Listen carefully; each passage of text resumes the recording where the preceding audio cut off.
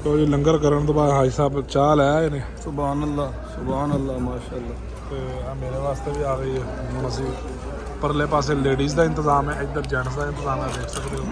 फ्री लंगर फ्री लंगर जिन्नी मर्जी खाओ, भावें 10 डब्बे खाओ, कोई टेंशन नहीं। पानी जितना मर्जी पियो, चाह जितनी मर्जी पियो। मैं मौजूद नहीं क्या। ये देखें जी वसी लंगर का इंतज़ाम है इनके पास। हम अभी करके निकल आए हैं।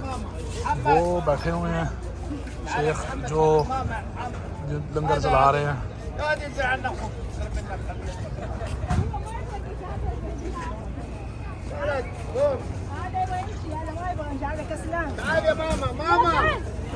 ये देखें जी आवाज़ें दे दे के बुला रहे हैं कि आ जाओ लंगर कर लो।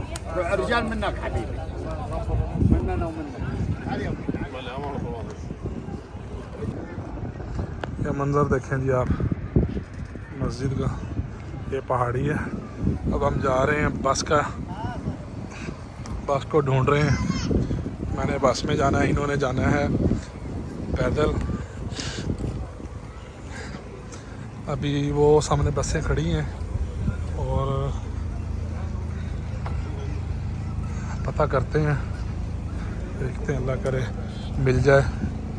ले जी माशाल्लाह बस के पास पहुंच चुके हैं।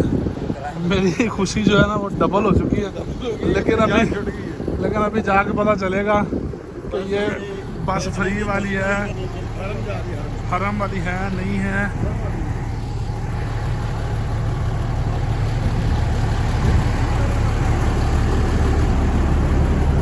भाई साहब पूछे आगे यार।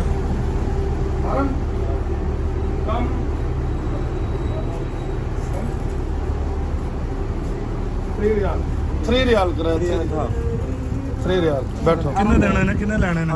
बस तुसी बह जाओ विच आपे कर लेना। नहीं नहीं इत्थे ही नहीं विच बोगे फिर पुछ लो। नहीं यार नहीं बस भी जाना ओ नहीं हो भाई नहीं। किवें टुरनगे यार इन्हें दी मुश्किल है। आज अगे जाना है वाहिद नफर अगे नहीं लानी। वाहिद नफर 3.5 रियाल नहीं या 3 रियाल 3 5 किन्ने करने ने दियो। हेलो ओए आप बाजू फिर ले लेगा। ये ले है कितना 1 रियाल हरम नफर वाहिद नफर ما في شيء فلوس هذا تطبيق ابلكيشن لازم جوال كذا مظبوط روح خلاص روح اليوم الله اكبر। شكرا هذه جزاك الله السلام भाई साहब ठीक है फिर हम किसी अब्दुल्ला उससे आए ना भाई किथे होटल में पहुंच जाओ। अच्छा बा एक नफर बस उन्होंने मैं स्कैन कर लिया। बस ठीक है चलो वाहिद जज़ाकल्लाह। ये अभी ओहद से हम वापसी हरम की तरफ जाने लगे थे तो बस खड़ी थी। ये गवर्नमेंट की बस है। तो इन्होंने यहाँ पर एक सिस्टम चलाया हुआ जो ऐप जो है उसको डाउनलोड करेगा और उसको स्कैन करेगा तो उसके ऑटोमेटिक पैसे कट जाएंगे और वो सफ़र कर सकेगा। अब मेरे पास तो ना तो ऐप थी तो मैंने फिर एक पीछे मेरे हाई साहब बैठे हुए हैं उनसे मैंने रिक्वेस्ट की कि यार आप मुझसे पैसे ले लें और आप स्कैन कर दें। तो उन्होंने स्कैन कर दिया, अल्लाह उनका भला करे, लेकिन वो मुझसे पैसे नहीं ले रहे। उन्होंने कहा अल्लाह की रज़ा के लिए मैं आप स्कैन कर देता हूँ, आप चले जाओ, आप हाजी हो, आप मेहमान हो हमारे। तो अल्लाह पाक इनको जज़ाए खैर दे। यहाँ के लोग मदीना के जो हैं वो बहुत प्यार वाले हैं, मोहब्बत वाले हैं माशाल्लाह से। अभी हम यहाँ से हमारी बस चल पड़ी है और ये देखे नन्हे मुन्ने बच्चे भी यहाँ पे बैठे हुए हैं। और अभी ये आप देख सकते हैं कि गाड़ी इधर से अपना ओहद के पहाड़, ये जो जगह है मैदान सैयदुश्शुहदा, यहाँ से अब निकल के हरम की तरफ रवां दवा है। अल्लाह पाक हाई साहब को जज़ाए खैर अता फरमाए और मुझे हरम अपना बखैर वाफ़ियत पहुँचाए और मैं हरम पहुँच कर ईशा की जो नमाज़ है वो अदा करूँगा इंशाअल्लाह और फिर हम जाएंगे अपने होटल।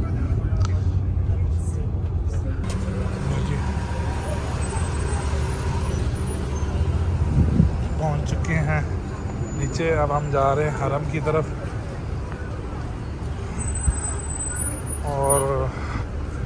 दुनिया भागम भाग जा रही है हरम की तरफ। इशिया का टाइम होने वाला है।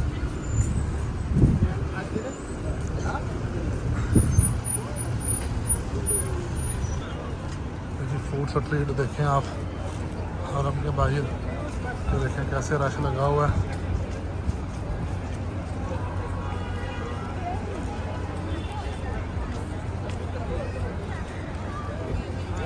लोग एंजॉय कर रहे हैं यहाँ पे।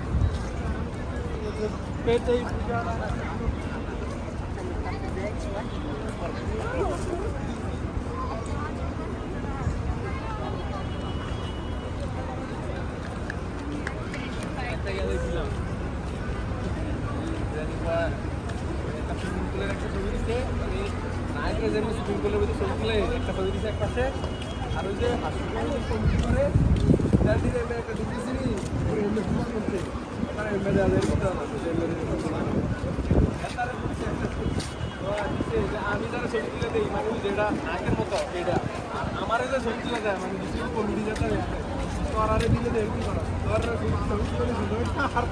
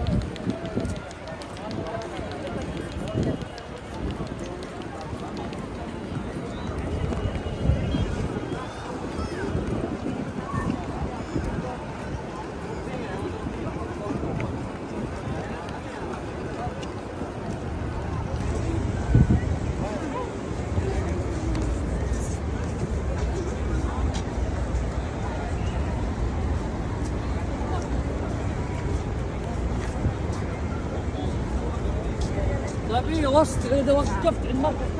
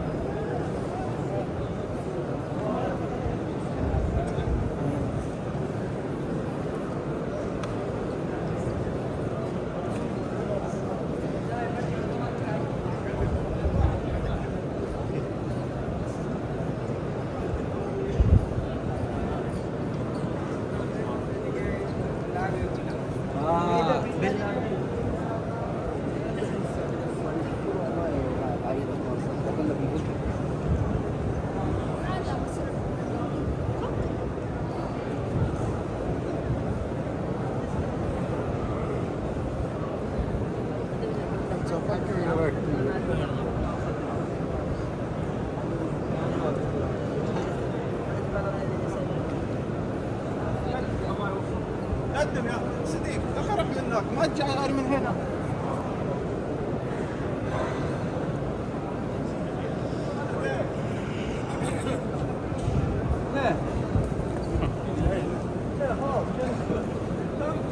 تحول هذه الناس مين يسار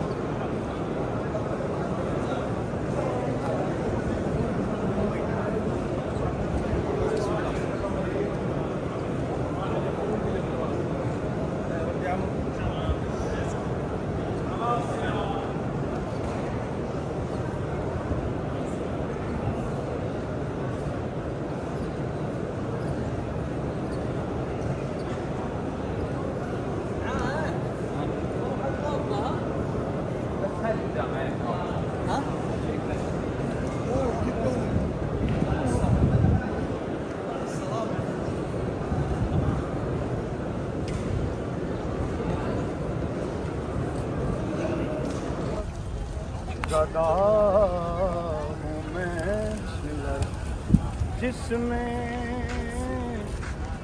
मांगते ताजदार देते हैं।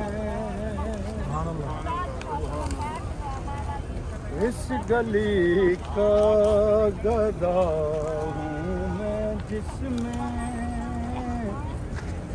मांगते ताजदार देते हैं।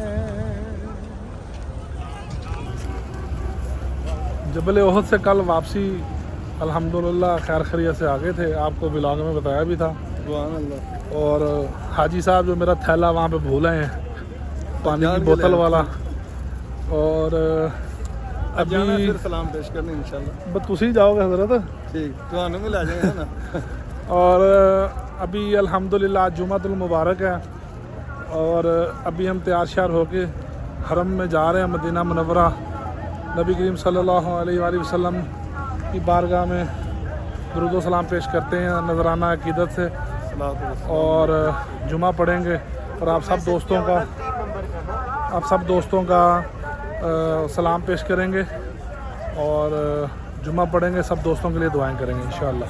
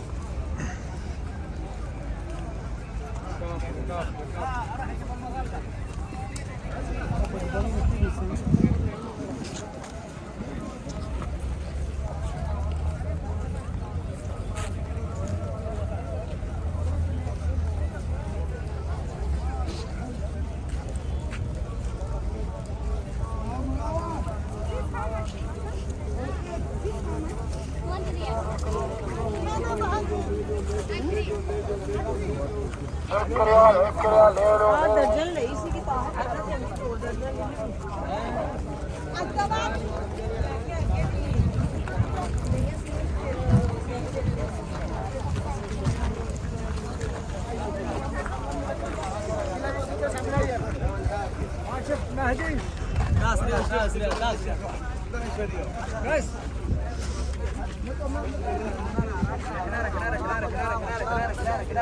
هذه شريط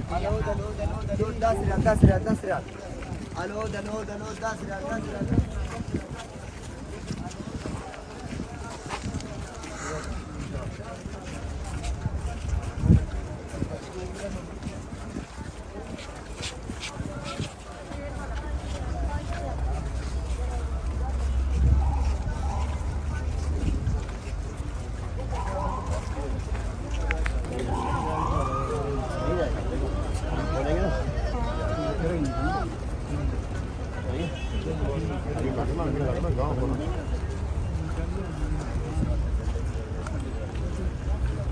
क्या हाल है?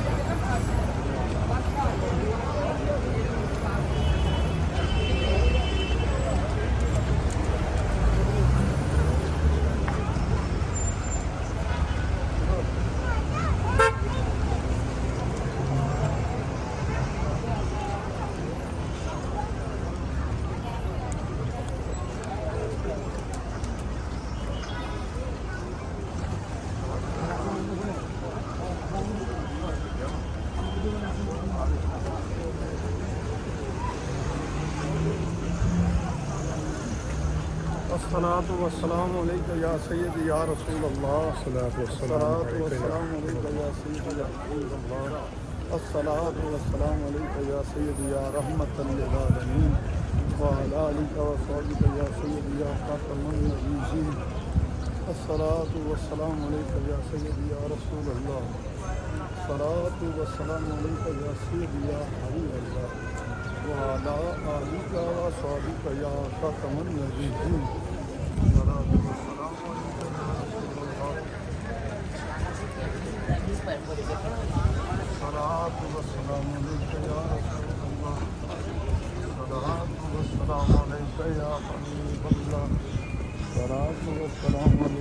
सय्यदी या रहमतल लिल आलमीन। अस्सलातु वस्सलामु अलैका या रसूल अल्लाह। या रसूल अल्लाह उन्जुर हालना या हबीब अल्लाह इस्मा कालना इन्ननी फिबारी हमें मुगरकुन खुद यदी सहिलना अशकालना गलत हिलती तवसीलती अदरिकनी अदरिकनी या रसूल अल्लाह सल्लल्लाहु अलैहि वसल्लम। सलातु वस्सलामु अलैका या रसूल अल्लाह। अस्सलातु वस्सलामु अलैका या हबीब अल्लाह। सलातु वस्सलामु अलैका या रसूल अल्लाह। सलातु वस्सलामु अलैका या हबीब अल्लाह।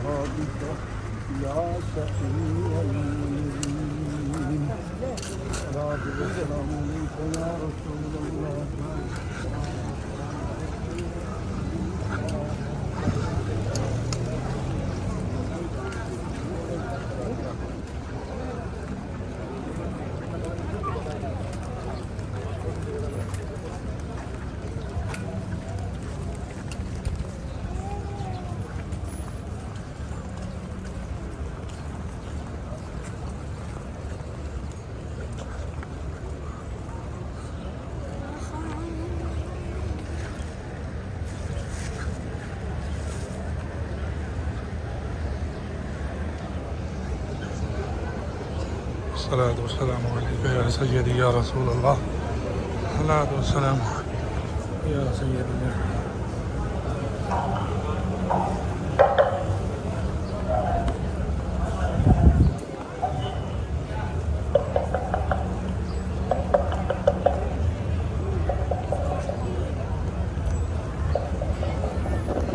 चलो चलो चलो।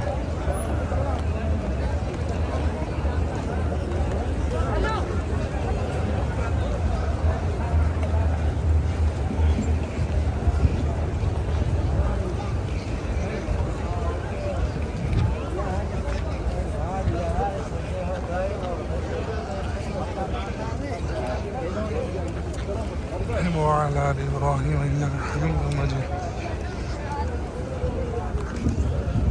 اللهم صل على محمد وعلى آل إبراهيم اللهم بارك على محمد وعلى آل محمد الصلاة والسلام عليك يا سيدي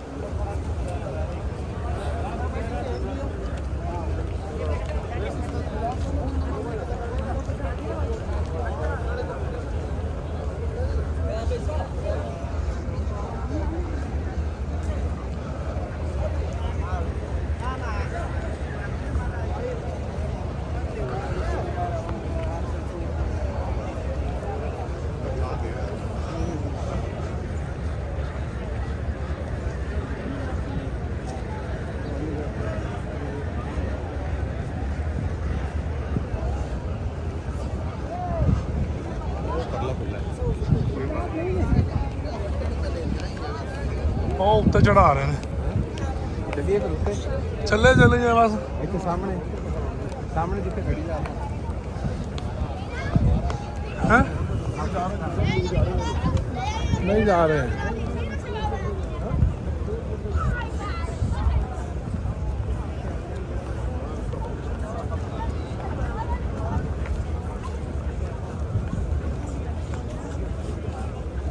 यार दुनिया जा तो रही है अंदर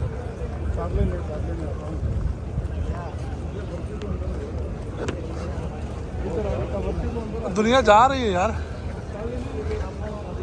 और देखो वो जा रहे हैं साहब इधरों जा रहे हैं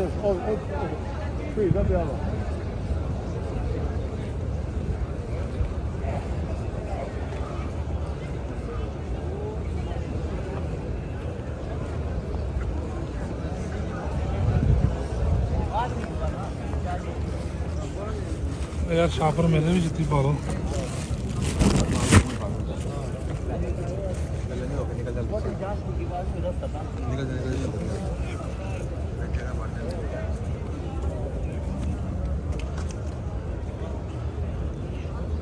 तो पीछे रख दो। हाँ जी किधर गया हाँ जी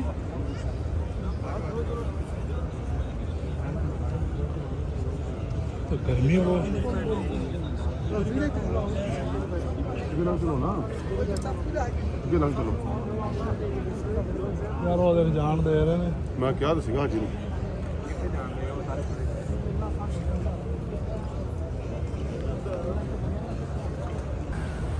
ये देखें जी पंखे चला दिए उन्होंने पानी वाले ये देखें फुहार निकल रही है माशाल्लाह से बंद कर दिया उन्होंने अंदर हमने भाग दौड़ बहुत की लेकिन पहुंच नहीं सके लेट हो गया थोड़ा सा अभी हम बाहर बैठे हैं बाबू सलाम की तरफ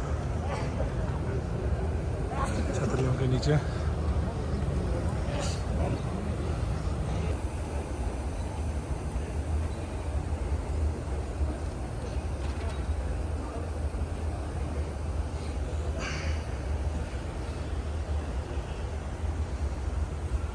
अल्हम्दुलिल्लाह ज़िल जलाल वल इकराम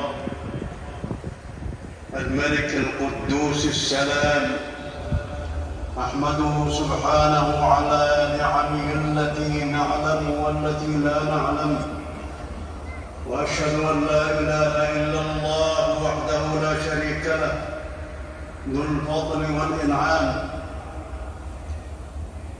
وأشهد أن نبينا وسيدنا محمدًا عبده ورسوله الذي بعث بأفضل الشرائع والأحكام.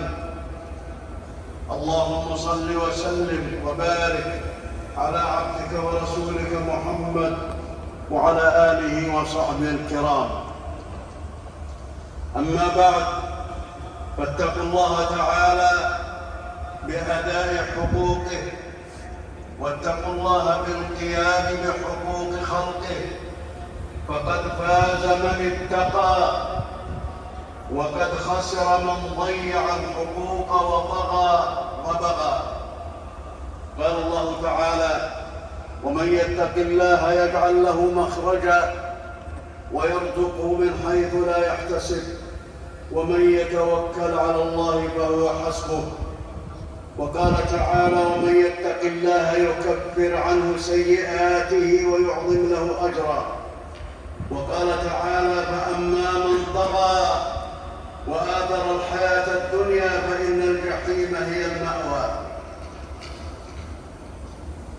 وأما من خاف مقام ربه ونهى النفس عن الهوى فإن الجنة هي المأوى.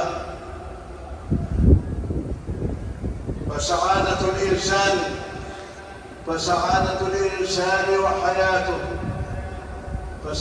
الإنسان وحياته الطيبة في الدنيا والآخرة بالقيام بحقوق الرب جل وعلا وبالقيام بحقوق الخلق. وشقاوة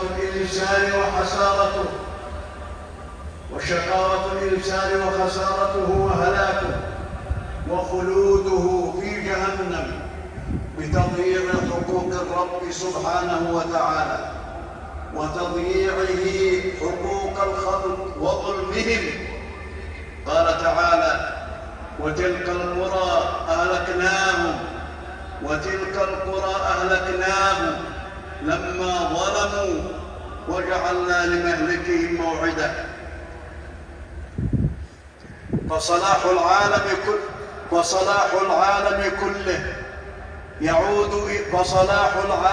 كله يعود إلى الإيمان والعلم النافع والعمل الصالح والعدل.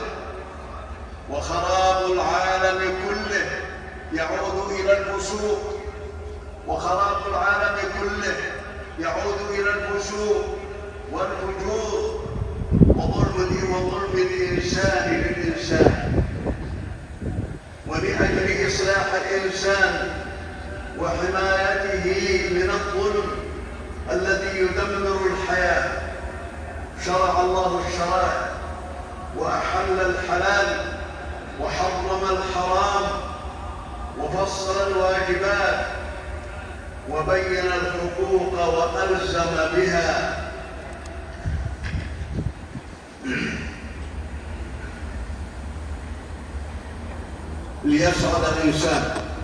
ليسعد الإنسان في حياته وبعد مماته، فأوجب التعاون على الخير وأوجب التراحم والتعاطف ونصرة المظلوم وبذل الخير وكف الشر والأذى، لأن الحياة لا تصلح إلا بذلك.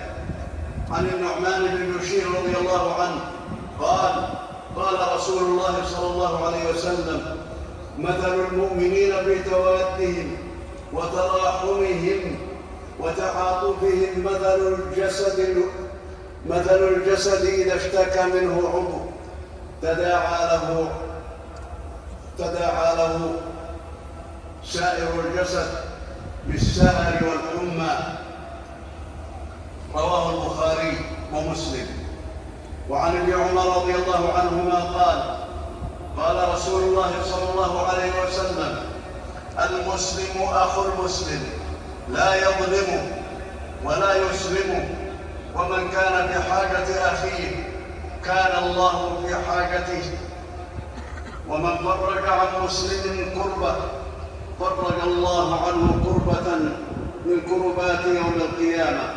رواه أبو داود والترمذي والنسائي.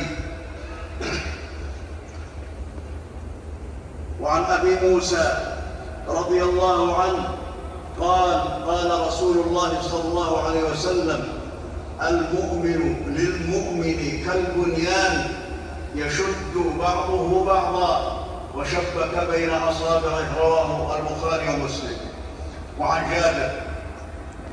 وعن جابر رضي الله عنه عن النبي صلى الله عليه وسلم قال: ما من امرئ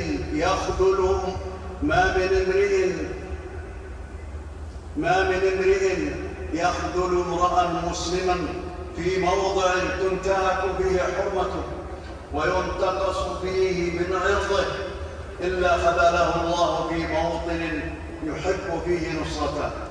وما من امرئ ينصر مسلما في موضع ينتقص فيه من عرضه وينتهك فيه من حرمته إلا نصره الله عز وجل في موطن يحب فيه نصرته. رواه أبو داود. قال الله تعالى: والمؤمنون والمؤمنات بعضهم أولياء بعض فالمسلم مع المسلم في الشدة والرخاء وفي الهموم والبلوى. وقال تعالى: إنما المؤمنون إخوة. وقال تعالى: إن هذه أمتكم أمة واحدة وأنا ربكم فاعبدون. وعن حذيفة رضي الله عنه عن النبي صلى الله عليه وسلم قال: من لا يهتم بأمر المسلمين فليس منهم، ومن لم يصبح ويمسي ناصحا لله ولرسوله ولكتابه ولأئمة المسلمين وعامتهم فليس منهم. رواه الطبراني في الصحيح. يا أمة الإسلام،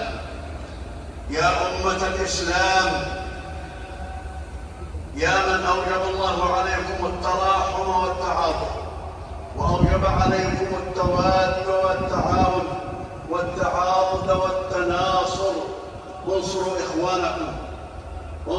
إخوانكم المستضعفين من الأطفال والنساء والشيوخ في غزة. انصروا إخوانكم المستضعفين من الأطفال والنساء والشيوخ في غزة الذين أحاط بهم البؤس والضراء. انصروهم بالدعاء، انصروهم بالغذاء، انصروهم بالدواء، انصروهم بالمال والكساء. سدوا حاجتهم ونفسوا كرباتهم وتابعوا إمدادهم بالتبرعات.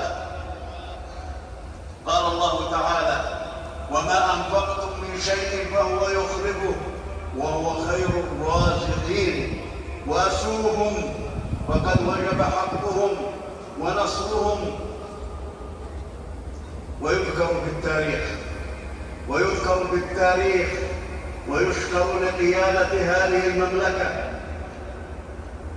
عقد قمة عربية إسلامية اتخذ فيها قرارات تدين العدوان الصهيوني على غزة وعلى حرب الإبادة للأطفال والنساء والشيوخ، وتطالب هذه القمة المجتمع الدولي بإيقاف هذه الحرب الظالمة فوراً على غزة وعلى أجزاء فلسطين.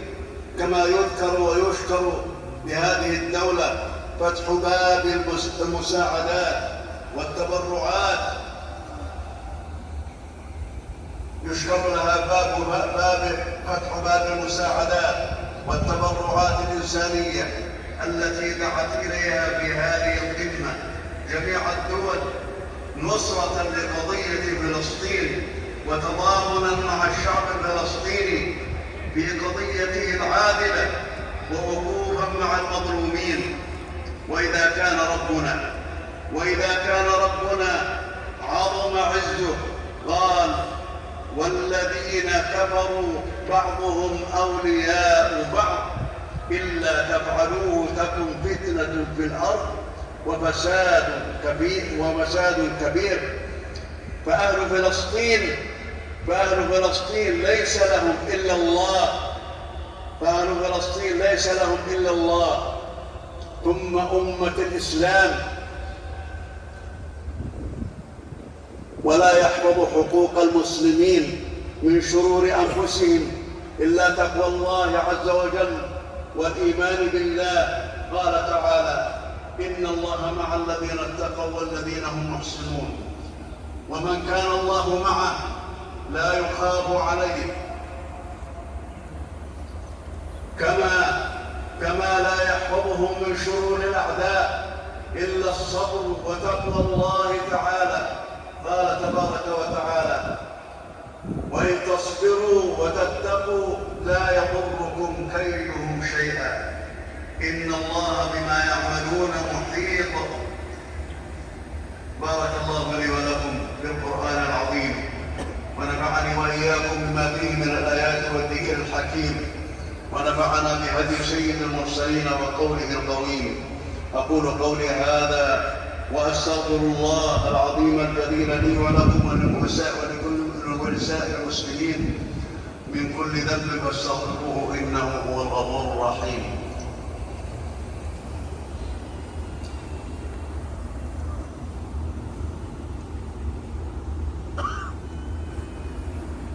أشهد أن محمدًا رسول الله. حي على الصلاة حي على الفلاح قد قامت الصلاة قد قامت الصلاة. الله أكبر الله أكبر لا إله إلا الله. मैंने जुमा पढ़ कर निकले और जुमा बाज़ार लगा हुआ है। रश आप चेक करें, मेरे सामने हरम है और अभी हम जा रहे हैं बिलाल मस्जिद की तरफ। ये आप देख सकते हैं, रश चेक करें, रश।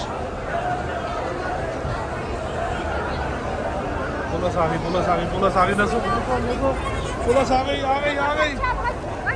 हट हट हट।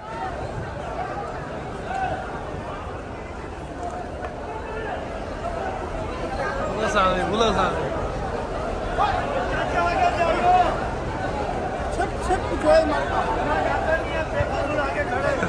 ਆਗ ਵੀ ਉੱਥੇ ਹੀ ਛੱਡ ਦਿੰਦੇ ਨੇ ਭਾਈ। हर्षा छड़ देंगे ना साहब। ओ आ गए, ओ आ गए। ये देखें जी, पुलिस आई है और कैसे भाग रहे हैं ये सारे।